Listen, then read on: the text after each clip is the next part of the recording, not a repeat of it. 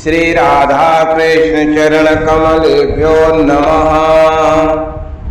श्री राधा चरितामृतम भाग 131 महाभावावस्था श्री जगन्नाथ प्रभु। मुनीन्द्र वृंद वंदिते त्रैलोक शोकहारिणी प्रसन्न वक्त्र पंकजे निकुंज भूविलासिनी ब्रजेन्द्र भानुनंदिनी ब्रजेन्द्र सुन संगते कदा करे सुषेहमां कृपा कटाक्ष भाजनम कृपा कटाक्ष भाजनम। महर्षि शांडिल्य कथा को आगे बढ़ाते हुए कहते हैं कि हे बद्रीनाथ, दौड़ पड़े देव ऋषि नारद। नाथ, ये क्या है? आपके हाथ सब गल गए, आपके चरण, आपके ये नेत्र, ये क्या हो गया?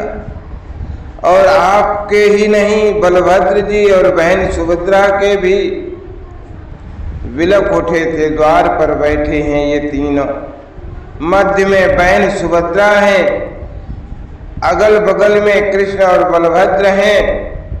कुछ ही समय का भावावेश था और अंतर ध्यान हो गया वह रूप। पर श्री कृष्णचंद्र जी के नेत्रों से अश्रु अभी भी बह रहे थे। शांत भाव से नारद जी का हाथ पकड़कर ले गए एकांत में और सारी घटना बता दी जो घटी थी। मैं सुधर्मा सभा, द्वारिकाधीश के सभागार का नाम है सुधर्मा सभा, गया था। मध्याह्न में लौट कर आया राजभोग के लिए। उसके बाद कुछ समय विश्राम करके फिर संध्या को किसी विशेष कार्य के लिए सभा बुलाई गई थी। मुझे महामंत्री उद्धव ने कहा तो मैं संध्या के समय भी गया। देवऋषि उस समय यहाँ समस्त मेरी रानियों ने श्री कृष्णचंद्र जी बोलते गए, कौन है राधा? हमसे बड़ी हो गई है अब राधा। सत्यभामा ने कहा, पर राधा के बारे में हम कुछ तो जाने। मेरे मन में बहुत कौतूहल हो रहा है। वो गोप कन्या अभी भी हमारे पतिदेव को याद आती है और आश्चर्य, विवाह भी नहीं किया उसने। हम 16,000 होकर भी इनके हृदय में अपना स्थान नहीं बना पाई। जामवती ने कहा, राधा के बारे में कौन बताएगा? सोचने लगी रुक्मणी, कोई ऐसा तो होना चाहिए जो वृंदावन में रहा हो, तभी प्रामाणिक बात निकल कर बाहर आई। रोहिणी माँ सत्यभामा ने कहा, सत्यभामा ने ही कहा, रोहिणी माँ। रुक्मणी जी प्रसन्न हो गई। अरे सत्यभामा, बुला लाओ ना रोहिणी माँ को।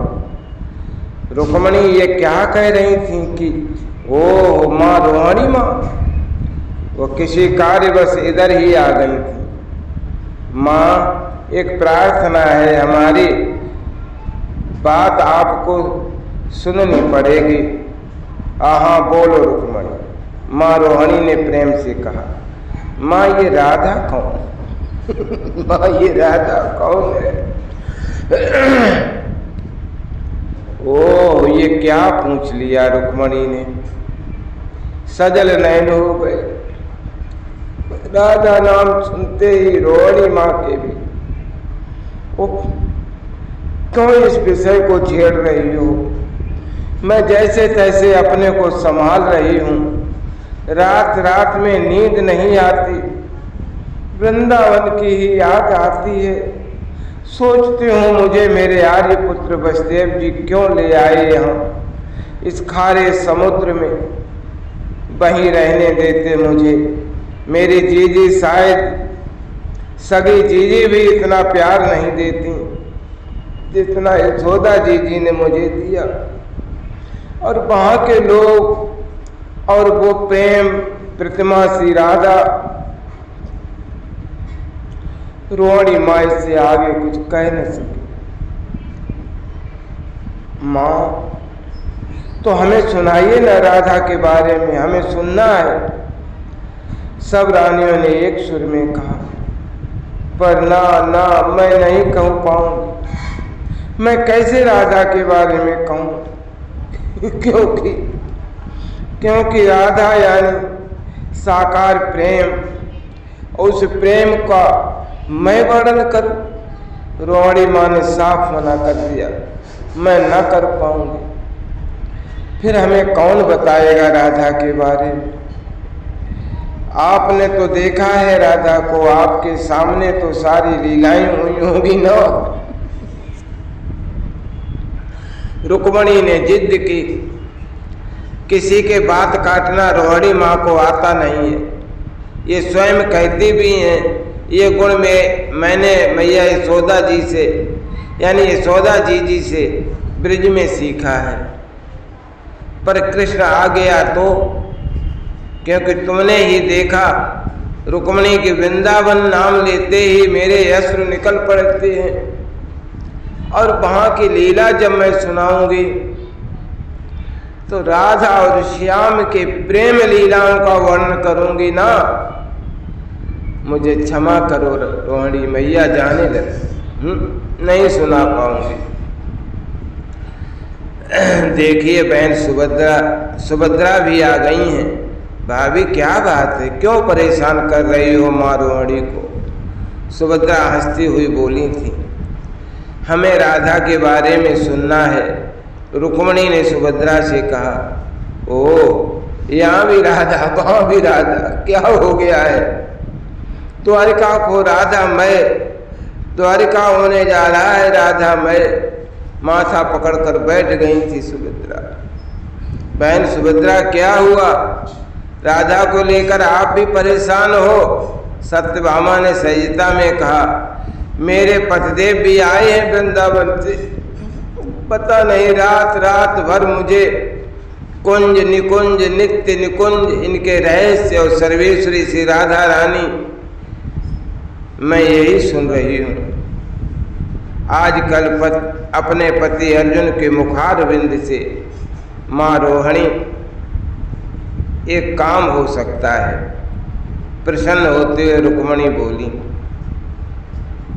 क्यों न द्वारे पे सुभद्रा बहन जी को बिठाया जाए और भीतर महल में आप हमें राधा के विषय में सुनाइए। हाँ हाँ हाँ, ये तो हो सकता है, रोहिणी माँ ने कहा। जी मैं बैठ जाऊंगी दरवाजे में। सुभद्रा ने भी स्वीकृति दे दी।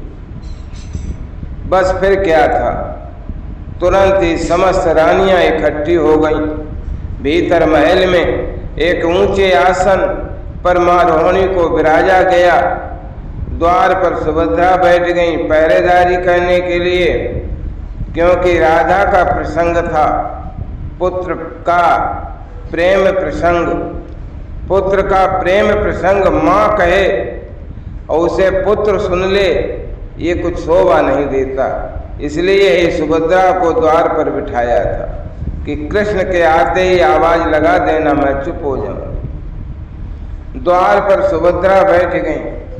भीतर महल में श्री राधा चरित्र प्रारंभ हुआ। बोल रही है माँ रोहिणी, बरसाना गांव है, बड़ा सुंदर गांव है। श्री वृषभान नामक गोप वहाँ के मुखिया हैं। उनकी अर्धांगिनी हैं श्री कीर्ति रानी। उनके यहाँ ही प्रगटी है श्री राधा। हमारे कन्हैया हंसी अब वृंदावन का प्रसंग है। तो वहाँ तो यही कहते थे, रोहिणी माँ ने कह दिया, हमारे कन्हैया। सब रानियां भी हंसी। ये नाम था वृंदावन में। बहुत नाम थे कान्हा, कान्हा, कन्हैया, कानू, श्याम, श्याम सुंदर, मुरलीधर, रोहाणी माँ, ये सब बोलते बोलते भाव में डूबने लगे। राधा और कृष्ण का प्रेम हो गया, गहरा प्रेम, ऐसा प्रेम जिसके बारे में ये संसार सोच भी नहीं सकता। ये दो लगते थे पर थे नहीं, एक ही थे। बांसुरी थी कृष्ण के हाथों में और पायल राधा की। इधर बांसुरी बजी वृंदावन में, उधर राधा दौड़ी बरसाने से। दोनों एक दूसरे में लीन। राधा हंसते, कृष्ण हंसते, राधा रोती, कृष्ण रोते। राधा राधा राधा, बस ये कृष्ण के जीवन में साथ थी। माँ रोहड़ी आंखें बंद करके सुना रही। उधर उद्धम मन नहीं लग रहा सभा में, पता नहीं क्यों। कृष्ण एकाएक बेचैन हो उठे थे। मैं जा रहा हूँ उद्धव, मैं जा रहा। उद्धव जी ने देखा आज की सभा महत्वपूर्ण है, देवता तक उपस्थित हैं। आज इस सभा में उद्धव ने धीरे से द्वारिकाधीश के कान में कहा, आपको आज सभा में रहना ही होगा। प्रभु देखिए देवतागण बैठे हैं, विश्व में ही आपकी ये ऐसी सभा है जिसमें देवता भी आते हैं और सभा में भाग लेते हैं। श्री कृष्णचंद्र जी ने उद्धव की ओर देखा और सिर हिलाकर बोले, ठीक है बैठा हूँ। पर कुछ ही देर में फिर उद्धव, मुझे बेचैनी हो रही है, पता नहीं क्यों मुझे रोना आ रहा है। मुझे लग रहा है मैं अकेले में कहाँ कहीं जाऊं। कृष्णचंद्र जी की बातें सुनकर उद्धव ने सभा को वहीं विसर्जित किया। क्या हुआ तुम्हें कृष्ण? बलभद्र तुरंत आए। उद्धव ने बलराम जी से कहा, भैया आप प्रभु को महल में ले जाएं, मैं सबको विदा करके आता हूँ। हाँ चलो। हाथ पकड़ कर ले गए बलराम जी को। बलराम जी महल के द्वार पर खड़ी थी सुभद्रा बैठी हैं। बलराम जी और कृष्ण भीतर जाने लगे तो सुभद्रा ने रोक दिया, भैया अभी नहीं, कुछ चल रहा है अंदर महिलाओं का। फिर हंसी और अपने दोनों भैयाओं के हाथ पकड़कर बैठा लिया अपने ही पास। ठीक है यहीं बैठते हैं कुछ देर, कृष्ण ने कहा। बलराम ने भी समर्थन किया। सुभद्रा मुस्कुराई। राधा क्या कहूँ मैं राधा के बारे में, वो प्रीत की मूर्ति है, पता है रानियों। कृष्ण जब मथुरा के लिए चले थे ना, तब सब रो रही थी, पर मैंने देखा था वो शांत थी। वो बस अपलक देखे जा रही थी बस। पता है रानियों राधा क्यों नहीं रोई? इसलिए नहीं रोई कि किसी ने कह दिया था कि यात्रा के समय कोई रोता है तो जाने वाले का अशुभ होता है। वो नहीं रोई, इसीलिए नहीं रोई। पर जैसे ही रथ चला, भावावेश में रोहिणी माँ भी आ गई थी। बोलते बोलते उनकी आवाज तेज होती जा रही थी और वो आवाज महल से निकलकर बाहर आ रही। पहले तो हल्की आवाज में कृष्ण ने सुना, राधा प्रेम की मूर्ति हैं। राधा कृष्ण को भाव आ गया, राधा राधा नाम मेरी सी राधा। सुनने लगे ध्यान से। अब आवाज तेज और तेज होती गई, क्योंकि बोलने वाली जो थी वो भी इन प्रेम प्रसंगों को कहते हुए भाव विभोर हो रही थी। सुभद्रा के कानों में गई राधा चरित। बलभद्र जी ने सुन रहे हैं और कृष्ण भी सुन रहे हैं। राधा की कोई होड़ नहीं है, राधा कुछ चाहती भी नहीं है, उसकी कोई कामना भी नहीं है। पता है राधा की एक ही कामना है और वो कामना है कृष्ण खुश रहे, बस कृष्ण प्रसन्न रहे और कोई चाह नहीं। ये क्या कृष्ण की हिलकियां छूट पड़ी, उनके नेत्रों से अग्रलस प्रवाह चल पड़ा। इतना ही नहीं, बलराम जी के भी दोनों भाइयों के ही नहीं, मध्य में बैठी बहन सुभद्रा की, वो राधा है, हाँ माननी थी, रूठ जाती थी कृष्ण से, पर अपना कृष्ण उसे मनाने के लिए क्या नहीं करता था।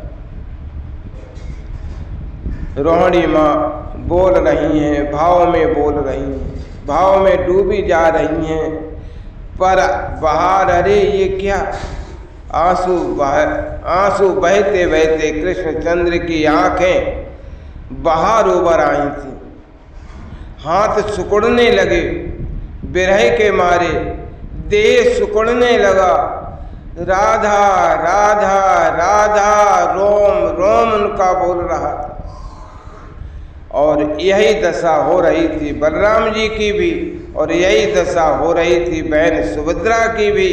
तीनों महाभावावस्था को प्राप्त हो गई, कंठवरुद्ध हो गया था इन तीनों का। ओ ये क्या हो गया। देवऋषि दौड़े दौड़े आए, सबसे पहले तो महल के भीतर ही गए और चिल्लाकर बोले बंद करो, पता है तुम लोगों को बाहर श्री कृष्णचंद्र और बलभद्र जो और बहन सुभद्रा की कैसी दशा हुई जा रही है।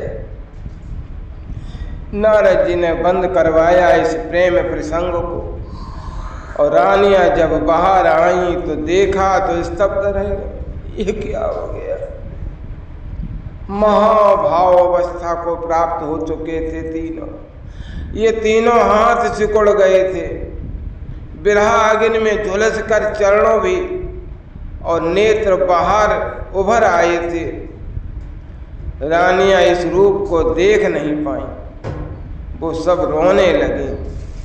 तब देवऋषि ने समझाया ये दिव्य रूप है हमारे कृष्णचंद्र जी का, ये तत्वमय रूप है हमारे श्री कृष्ण जी का, ये प्रेम रूप है, अद्भुत है, निराला है। देवऋषि नारद जी ने साष्टांग प्रणाम किया।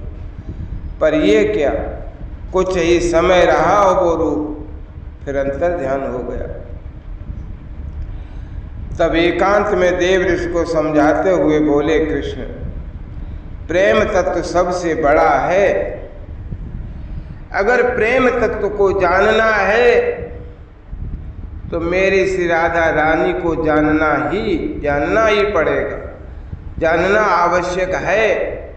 हे देवऋषि, इस रूप को मैं प्रकट करूंगा, समय आने दो, कलयुग में ये रूप मेरा प्रकट होगा और जगत में प्रेम का विस्तार करेगा। जय जय मेरे नाथ। पर इस रूप से जगन्नाथ हैं, जगत में प्रेम का प्रचार करेंगे। जय हो जगन्नाथ, जय हो जगन्नाथ। नारद जी ने साष्टांग प्रणाम किया। हाँ, देवऋषि भक्तराज राजा इंद्रद्युम्न के माध्यम से इस रूप का फिर प्राकट्य होगा, और भक्तराज की हजारों वर्षों की तपस्या भी तो है। उसी के चलते मैं दारु ब्रह्म अर्थात लकड़ी के रूप में इसी स्वरूप में प्रकट हो जाऊंगा। जगन्नाथ नाम से मैं प्रेम दान करूंगा विश्व को, पर इस मेरे प्रेम प्रदाता बनने में पूरा योगदान मेरी श्री राधा रानी का ही, वो हैं तभी मैं प्रेम जगत को बांटता हूँ। देवऋषि इतना कहकर कृष्णचंद्र जी शांत हुए और अपने महल में चले गए। ये दिव्य कथा भावोन्माद की है। हे वज्रनाभ महर्षि शार्दूल ने बताया, जय राधा राधा राधा, जय राधा जय श्री राधा, जय कृष्णा कृष्णा, जय कृष्णा जय श्री कृष्णा।